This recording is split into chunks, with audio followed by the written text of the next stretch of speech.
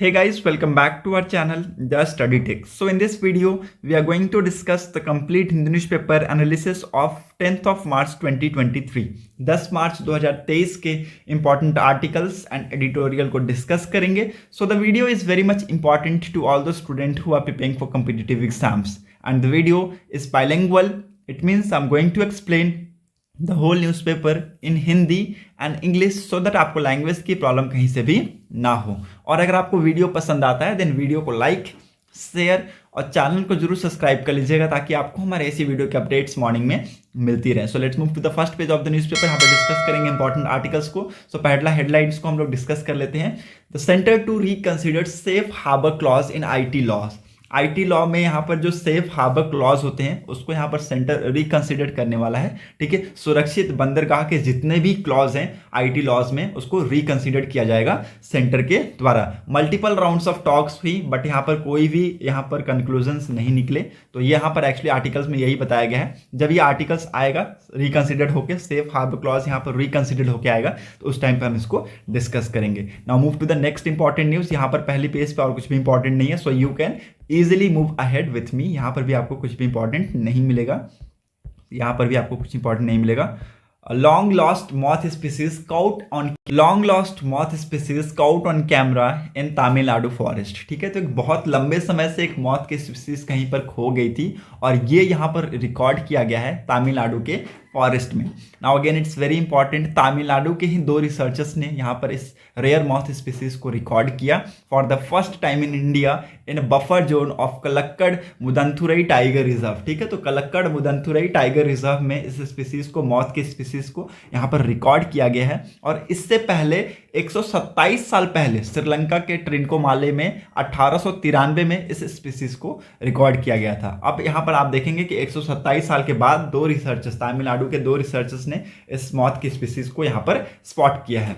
Okay, so again it's very important. The researchers Thulavai Pandi Subhai को of Ashoka Trust for Research in Ecology and the Environment and Prashant Prakalthan in Tamil Nadu Wetland Missions are the first in the world to photograph the moth species. ठीक है, तो ये दो researchers हैं, दोनों का नाम लिख लीजिएगा. एक है Ashoka trust for research in ecology and environmental से और दूसरे हैं तमिलनाडु वेटलैंड मिशन से. तो इन दोनों ने यहाँ पर पहले ऐसे इंसान बन गए जो कि मॉथ स्पीसीज का यहाँ पर फोटोग्राफ लिया है. ओके, इस मॉथ स्पीसीज का नाम लिख लीजिएगा मेमेसीमिया साइक्लोनिका. ठीक है, मेमेसीमिया साइक्लोनिका. और ये मॉथ स्पीसीज बहुत ही रेयर ही पाई जाती है. और एक्चुअली इसके बारे में आपको मैं थोड़ा सा बता दूं तो मेमेसीमिया साइक्लोनिका ये एक मॉथ की स्पीसीज है जो कि बिलोंग करती है सब फैमिली का नाम लिख लीजिएगा एग्रेस्टिनिया एंड द फैमिली निक्रोस्डियस से. ठीक है, so again it's very important. ये ऐसी मॉथ की स्पीसीज है जो कि इसके सब फैमिलीज भी है. एग्रेस्टिनिया एंड फैमिली कौन है इसकी? निक्रोस्डिया. ठीक है, so again it's very important. It was first illustrated and described by English entomologist George Hampson in 1893. ठीक है, तो इसको पहली बार यहाँ पर इलस्ट्रेट किया गया था और डिस्क्राइब किया गया था इंग्लिश एंटोमोलॉजिस्ट के द्वारा जॉर्ज हैम्पसन के द्वारा इन 1893. Okay, again it's very important. And the species was rediscovered during a moth survey conducted on 11th of October 2020. ठीक है, तो इस स्पीसीज को यहाँ पर वापस से रीडिस्कवर किया गया 11 अक्टूबर 2020 को.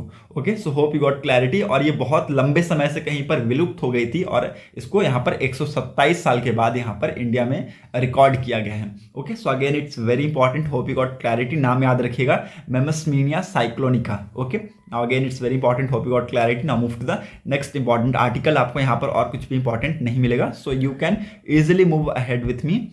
Let's move to the editorial section. यहाँ पर और कुछ इंपॉर्टेंट नहीं है. पहला एडिटोरियल आप सभी के लिए इंपॉर्टेंट नहीं है. So let's move to the next editorial. Second editorial India's के लॉजिस्टिक्स सिस्टम के बारे में डिस्कस करता है. ओके, और ये बहुत ही ज़्यादा इंपॉर्टेंट हो जाता है तो इसको हम डिस्कस करेंगे. Okay, the union budget 2023 has double the PM गति शक्ति national master plan to state from 5,000 crore to 10,000 crore and has announced an outlay of 2.4 lakh crore for the Indian Railway.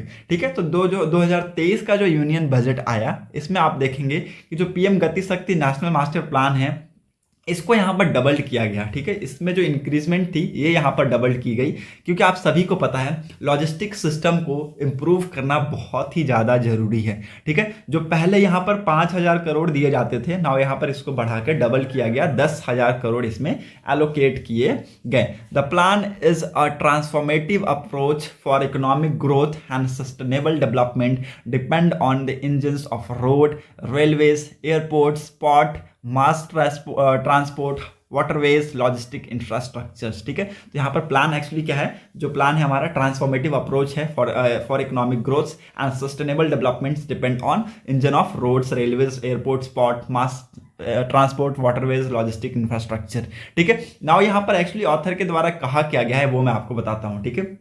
मैं आपको ये बताना चाहता हूँ इस पूरे आर्टिकल के तहत कि अभी देखिए जो रेलवेज के थ्रू जो होना चाहिए वो यहाँ पर योगदान एक्चुअली हो नहीं पा रहा है, ठीक है। जैसे फ्लाइट मूवमेंट्स की जाती है रेलवे के द्वारा, लेकिन जो टारगेट रखा गया, जैसे कि अभी मैं आपको टारगेट के बारे में बता देता हूँ। With a target of increasing the share of railway in freight movement from 27% to 45% and increasing freight movement from 1.2 billion tonnes to 3.3 billion tonnes by 2030। तो आप देखेंगे कि 2030 तक अभी की जो फ्लाइट मूवमेंट है बाय द रेलवे कितनी है, 27%, और इसको बढ़ाकर 2030 तक 45% के आसपास हम ले जाएंगे। ये एक्चुअली यहाँ पर हमारा टारगेट है, ओके। और अगर 1.2 बिलियन, अभी अगर हम देखें तो 1.2 billion tons of flight movement हम करते हैं बाय रेलवे, नाउ इसको बढ़ाकर 3.3 बिलियन टन्स ऑफ कर देंगे हम बाय 2030। तो ये सारी चीजें एक्चुअली हम टारगेट में रखे हुए हैं, 2030 तक ये टारगेट है, ओके। और पीएम गति शक्ति इस चीज को बहुत ही ज्यादा बूस्टअप करने वाला है आने वाले टाइम में, okay. So again it's very important, PM Gati Shakti provide the right platform to address the infrastructural challenge that have hampered the movement of flight bye rail, ठीक है। तो पीएम गति शक्ति एक राइट प्लेटफॉर्म है जो कि जो भी इंफ्रास्ट्रक्चरल चैलेंजेस थे उनको यहाँ पर एड्रेस करेंगे, और जो भी यहाँ पर जो रेलवेज के द्वारा जो भी फ्लाइट्स की जो मूवमेंट होती थी जो पहले हैम्पर्ड हो चुकी थी उसको यहाँ पर ठीक करने की कोशिश की जाएगी वाया पीएम गति शक्ति, okay. So again it's very important. तो यहाँ पर रेलवेज में इन्वेस्टमेंट की जा रही है ताकि जो फ्लाइट के जो मूवमेंट्स है वो यहाँ पर तेजी से बढ़ सके। नाउ यहाँ पर मैं आपको एक इंपॉर्टेंट फैक्ट बताता हूँ, इसको लिख लीजिएगा, ओके। अभी कन्वीनियंस ओवर कॉस्ट क्या होता है वो मैं आपको बताऊंगा कि कन्वीनियंस ओवर कॉस्ट क्या होता है, ठीक है। The modal mix in terms of flight movement is skewed by considerable extent toward road transport with 65% of flight movement by roads, ठीक है। अब यहाँ पर देखिएगा कि देखिए अब रेलवे में इतनी सुविधा होने के बावजूद भी अगर आप देखें तो हमें क्या करना पड़ रहा है, हमें रोड के द्वारा हमें फ्लाइट को मूव कराया जा रहा है, ठीक है। अभी रोड में अगर आप फ्लाइट को लेकर मूव करेंगे, ठीक है, रोड से हम ट्रांसपोर्ट कर रहे हैं, ठीक है, लगभग 65% ऑफ द फ्लाइट मूव कराया जाता है रोड के द्वारा, ठीक है। आप यहां पर देख सकते हैं 65% ऑफ द फ्लाइट मूव कराया जाता है रोड के द्वारा।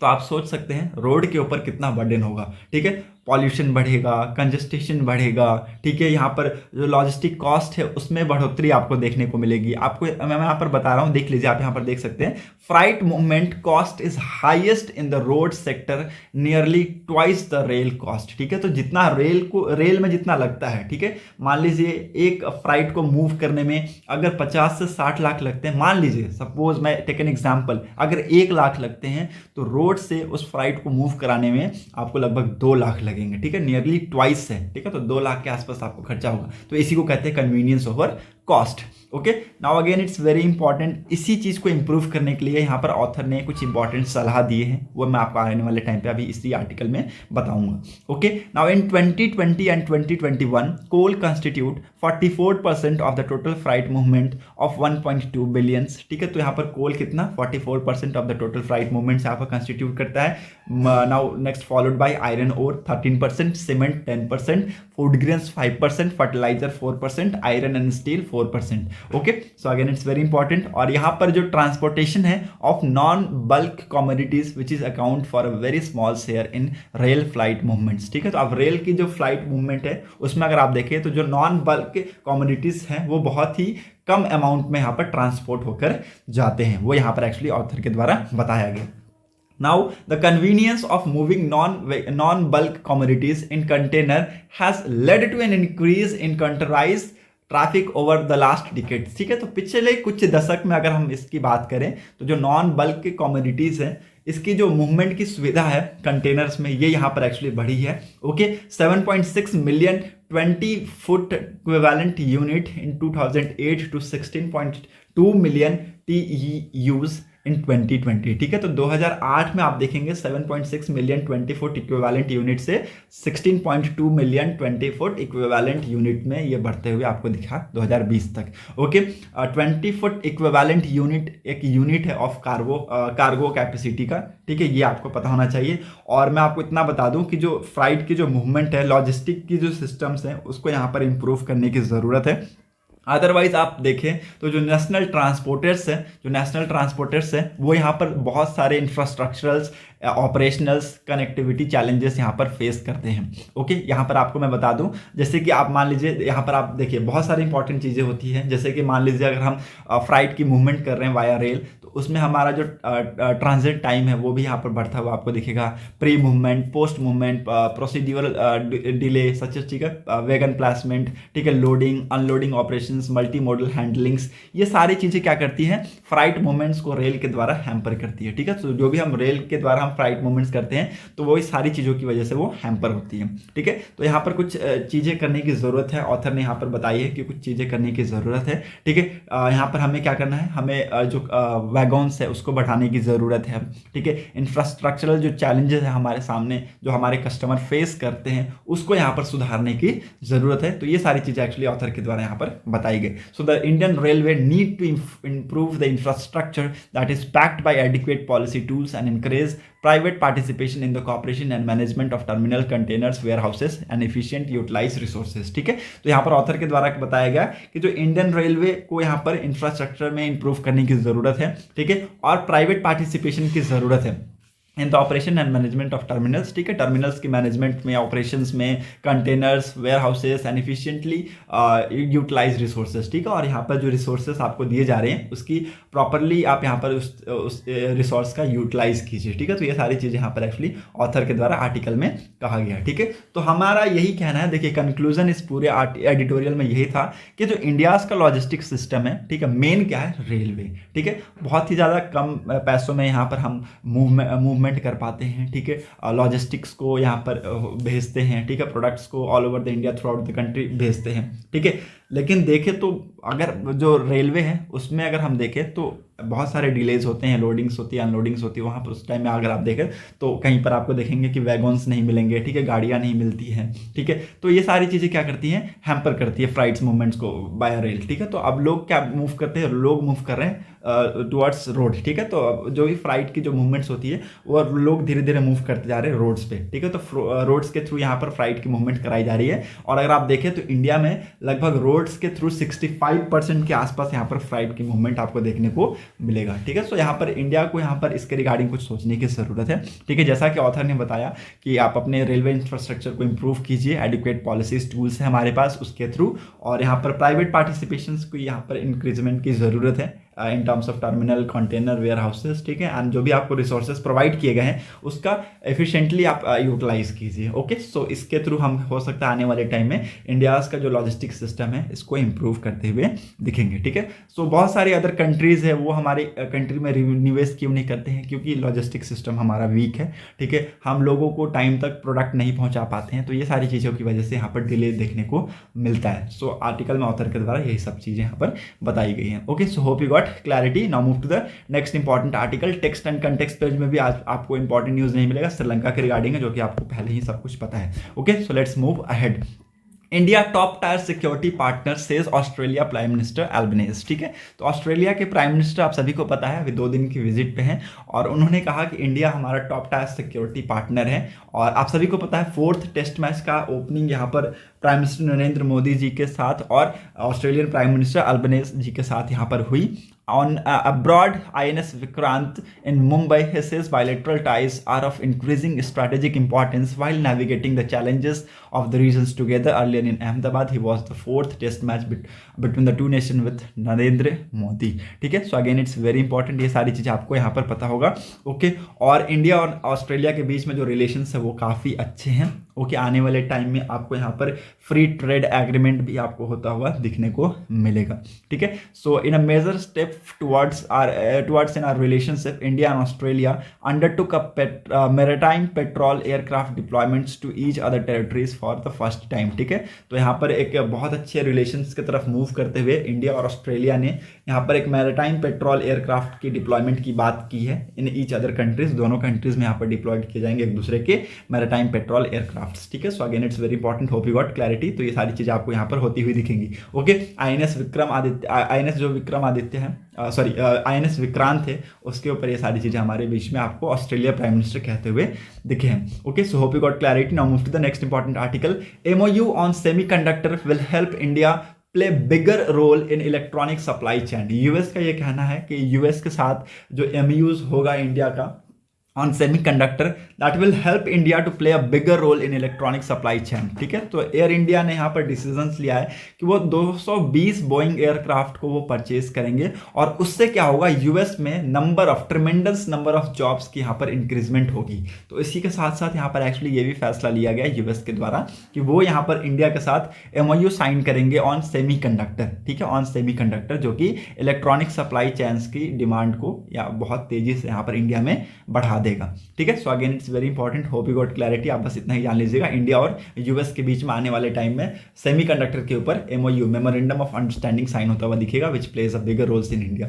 Okay, now move to the next important article. यहाँ पर आपको और कुछ भी इंपॉर्टेंट नहीं मिलेगा। Railways gear up to fulfil coal demand of power sector. ठीक है, तो यहाँ पर रेलवेज को यहाँ पर आप देखेंगे इस साल बहुत तेजी से काम किए हैं रेलवेज ने। ठीक है, कोल का जो डिमांड है पावर सेक्टर्स को बहुत तेजी से फुलफिल किए हैं। ओके, पिछले साल के मुकाबले अगर आप देखेंगे तो 12% यहाँ पर तेजी देखने को मिली है in the coal sector as per compare to the previous year. Okay, now move to the, यहाँ पर आप देखेंगे the loading of rakes for the power sector from various resources in the current physical from April 2022 to February 2023 is 408 recs per day against 344 recs per day in last year। ठीक है, तो 344 racks per day यहाँ पर पिछले साल था और इसको बढ़ाकर 408 रेक्स पर डे यहाँ पर इंक्रीज किया गया। ठीक है, आप देख सकते हैं 64 रेक्स पर डे का इंक्रीजमेंट आपको यहाँ पर देखते हुए मिलेंगे। ठीक है, नाउ यहाँ पर एक्चुअली कहा क्या गया है, देखिए, क्योंकि अभी यहाँ पर जो पावर सेक्टर्स हैं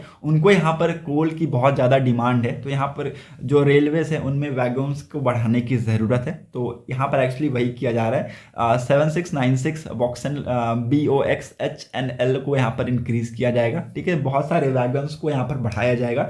ये एक्चुअली ये हमारे ऑथर के द्वारा इस आर्टिकल में कहा गया। Okay, so hope you got clarity. और जैसे जैसे आपको यहाँ पर जो रेलवे की जो वैगन्स है वो अगर बढ़ेंगी तो कोल का जो ट्रांसपोर्ट है वो आपको यहाँ पर बढ़ता हुआ दिखेगा आने वाले टाइम में। Okay, Deakin University in GIFT City will allow semester abroads. ठीक है, तो ऑस्ट्रेलिया का आप सभी को पता है पहला फॉरेन एजुकेशनल इंस्टीट्यूट जो कि एक्चुअली गुजरात के गिफ्ट सिटी में यहाँ पर खोला गया।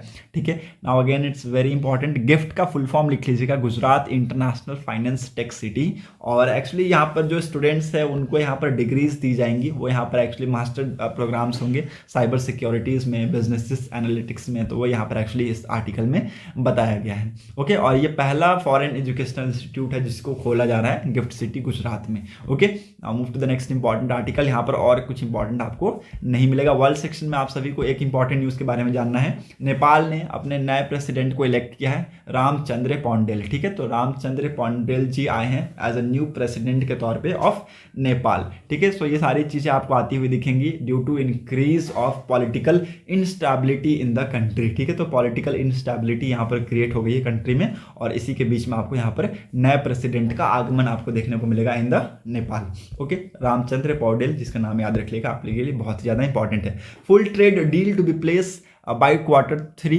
और सेज ऑस्ट्रेलिया फारेल्स। ठीक है, तो ऑस्ट्रेलिया के यहाँ पर जो ट्रेड एंड टूरिज्म मिनिस्टर हैं डॉन फारेल जी का कहना है कि वो बहुत ही ज़्यादा कॉन्फिडेंट है कि वो इंडिया के साथ एक फुल ट्रेड डील साइन करेंगे by Q3। Again it's very important, जैसे मैंने आपको जैसा बताया कि आने वाले टाइम में FTA साइन होगा इंडिया और ऑस्ट्रेलिया के बीच में, तो वो आपको यहाँ पर होता हुआ दिखेगा। और ये यहाँ पर ऑस्ट्रेलिया के जो मिनिस्टर है फॉर ट्रेड एंड टूरिज्म वो यहाँ पर कॉन्फिडेंट है कि हम दोनों के बीच में ये फुल ट्रेड डील साइन होगा, और हम दोनों ने already economic cooperation and trade agreement deal sign कर रखा है, और that will take the relations to the next level. तो ये सारी चीज़ें यहाँ पर ये एक्चुअली कहते हुए दिखे हैं। Okay, so hope you got clarity and that's it for today's video analysis. अगर आपको वीडियो इंपॉर्टेंट लगी हो तो लोगों तक जरूर शेयर कर दीजिएगा। Thanks for watching a video. Thank you, have a nice day.